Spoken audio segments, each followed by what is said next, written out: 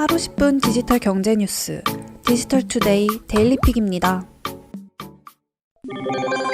정부가 12월 1일부터 전국 사회적 거리두기를 1.5단계로 격상한다고 밝혔습니다. 특히 확진자가 빠르게 늘고 있는 부산, 강원 영서, 경남, 충남, 전북 등은 2단계 상향 조정이 추진됩니다. 이미 2단계가 적용 중인 수도권은 현행 2단계를 유지하되 방역 사각지대의 감염 다발 시설에 대한 추가 조치가 시행된다고 합니다. 이번 조치는 12월 1일부터 적용되는데요. 비수도권에선 12월 14일까지 2주간, 수도권에선 12월 7일까지 1주간 각각 적용될 방침입니다. 수도권의 경우 2.5단계 격상 전망도 나왔지만 중소자영업자들을 중심으로 한 막대한 사회, 경제적 피해를 감안해 2단계를 유지하면서 시설별 조치를 강화하는 핀셋 방역 대책을 도입했습니다. 구체적으로 목욕장업과 실내 체육시설, 학원 교습소 등에 대한 방역 조치도 강화됩니다. 또 줌바, 태보, 스피닝, 에어로빅, 스텝, 킥복싱 시설에 집합도 금지됩니다. 12월 1일부터 미세먼지 계절 관리제가 시행돼 수도권 전역에서 배출가스 5등급 차량 운행이 제한됩니다. 겨울철 고농도 미세먼지 발생의 주요 원인 중 하나가 노후 자동차에서 내뿜는 배출가스라는 판단에 따른 것입니다. 정부와 서울시는 12월부터 이듬해 3월까지 수도권 전역에서 배출가스 5등급 차량의 운행을 전면 제한키로 했습니다.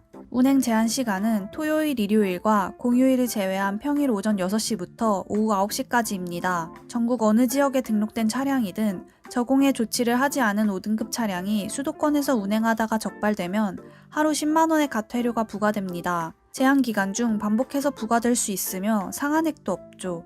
이에 해당하는 노후 차량은 올해 9월 기준으로 전국에 약 146만 대가 있습니다. 경기도는 내년 3월까지, 인천시는 내년 11월 말까지 저공해 조치를 신청하는 차량과 저감 장치가 개발되지 않은 차량의 단속을 유예합니다.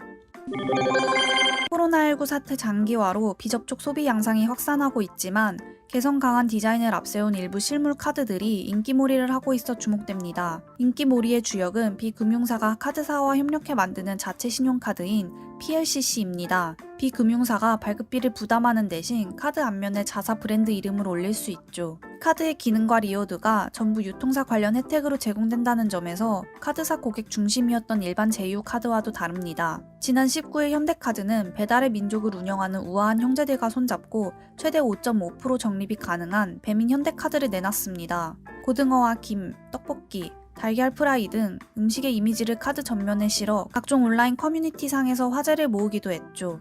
지난 10월 출시한 스타벅스 현대카드 5종도 이달 초 기준 발급 건수 5만 매를 넘기는 등 성과를 거뒀습니다. 가맹점 확보가 관건인 만큼 카카오페이와 토스 등 핀테치 업계는 BC카드에 수수료를 내고 전국 가맹점 결제망을 제공받고 있습니다. 카카오페이 카드와 토스 카드 등이 그 예입니다. 최근에는 네이버 파이낸셜도 제휴 대열에 합류해 오프라인 결제 서비스를 개시했죠. 젊은층 사이에서 카드는 결제를 넘어 나를 표현하는 수단으로도 쓰이고 있습니다. 모바일 간편 결제의 확산과 별개로 개성 강한 실물 카드의 인기는 꾸준히 이어질 전망입니다.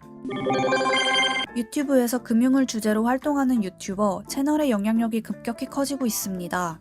영상을 통해 어렵고 난해한 금융 정보를 쉽고 친절하게 전달한다는 긍정적인 면도 있죠. 그러나 미확인 투자 정보 등을 유포하는 사례가 늘어나는 등 새로운 리스크로 작용할 수 있다는 우려가 나오고 있습니다. 일부 유튜버들이 과장되거나 부정확한 금융 투자 영상을 올리고 있지만 검증은 쉽지 않은 상황이죠. 금융권 관계자들에 따르면 각 은행들이 유튜브 영상 중 문제가 될 수 있는 내용에 대해서 대응하고 있습니다. 그러나 올라오는 영상 전체에 대응하는 것은 역부족인 상황입니다. 또 영상 내용이 금융에 관한 정보를 전달하는 수준인지 그것을 넘어 추천이나 투자 자문을 하는 것인지 판별하는 것도 과제라는 지적입니다. 은행권 관계자는 내용 파악이 비교적 쉬운 텍스트와 달리 영상을 봐야 내용을 알 수 있는데 그 많은 영상들을 다 보고 확인하는 것도 현실적으로 어렵다고 말했습니다.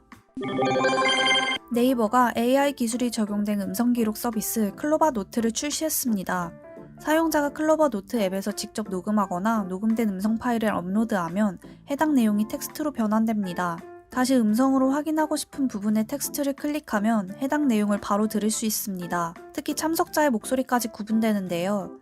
AI 기술을 대폭 적용해 사용한 시간이 누적될수록 음성인식 정확도가 높아지며 사용자가 자주 쓰는 단어나 전문 어휘를 직접 지정해두면 더욱 정확한 음성인식 결과를 확인할 수 있다는 게 네이버 설명입니다. 클로버 노트를 이끌고 있는 네이버 한익상 책임 리더는 앞으로 화상회의처럼 보다 다양한 환경에서 클로버 노트를 효과적으로 사용할 수 있도록 기능을 확장하고 기업 환경에 특화될 수 있는 서비스를 선보여 나갈 것이라고 말했습니다. 네이버는 클로버 노트 출시에 맞춰 한 달간 사용 기록 이벤트를 진행합니다. 사용 후기 중 100명을 선정해 아이폰 12, 네이버페이 10만 포인트 등 경품을 증정합니다.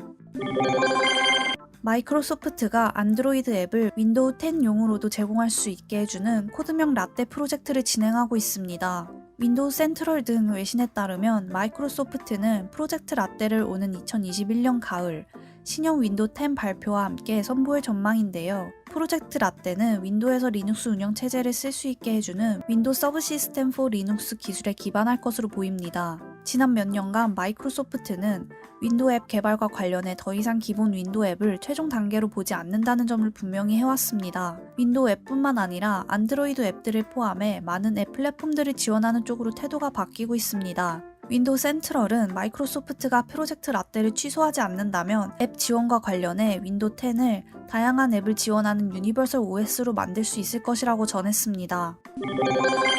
페이스북이 주도하는 글로벌 스테이블 코인 프로젝트 리브라가 이르면 2021년 1월 출시될 것으로 보입니다. 리브라 협회는 스위스 금융시장 감독청에 결제 서비스 라이선스 승인 신청을 한 상태로 스위스 당국이 이를 승인할 경우 곧바로 리브라 출시로 이어질 것이라고 영국 파이낸셜 타임스가 보도했습니다. 이르면 내년 1월 리브라가 유럽 시장에서 첫 발을 내디딜 수 있을 것이라는 얘기입니다. 리브라 프로젝트는 지난 2019년 6월 발표 이후 출시가 계속 연기돼 왔습니다. 각국 정부와 금융당국의 규제 문제로 출시를 보류해온 것이죠.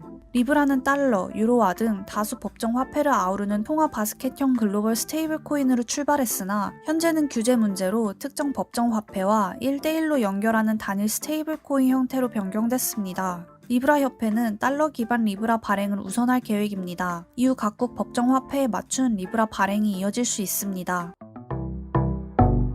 행복한 하루 디지털투데이였습니다.